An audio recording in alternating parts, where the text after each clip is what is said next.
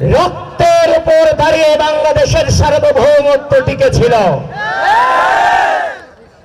সুতরাং প্রকৃতি বলে 12 তারিখ ধানের শীষী আসন থেকে বিজয়ী হতে হবে।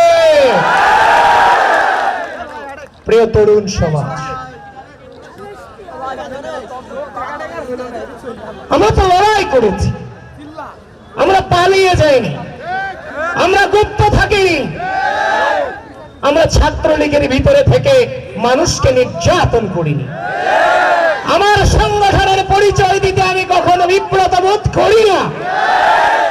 যে সংগঠনের নামে রাখলে বলে ট্রেনিং করা হয় এবং যে সংগঠনটি বিগত দীর্ঘ দুঃশাসনে ছাত্রলীগের মধ্যে থেকে, আওয়ামী লীগের মধ্যে থেকে এই বাংলাদেশে নৈরাজ্য সৃষ্টি করেছে এবং 5 আগস্ট পরবর্তী সময়ে এই জুলাই গণঅভ্যুত্থানের রক্তের উপর দাঁড়িয়ে যারা ঐক্যকে বিনষ্ট করেছে, সেই জামাত এবং শিবিরের সকল ধরনের সন্ত্রাসী কর্মকাণ্ডকে 12 তারিখ বাংলাদেশের মানুষ লাল কার্ড দেখাবে।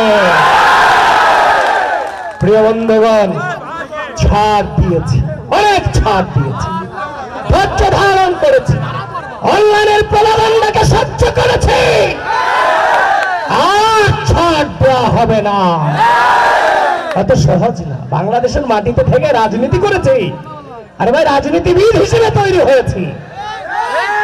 আজকে সেই গুপ্ত সন্ত্রাসীরা বাংলাদেশের সুপ্রিম নেতৃত্ব যারা বাংলাদেশকে ধারণ করে, যাদের নেতৃত্বের কারণে বাংলাদেশের স্বাধীনতা সার্বভৌমত্ব টিকে আছে, সেই নেতৃত্বদেরকে টার্গেট করে সেই গুপ্ত শিবিরের সন্ত্রাসীরা নানান ধরনের অবাচ্য ধরনের শব্দ উচ্চারণ করে নেতৃত্বের বিরুদ্ধে।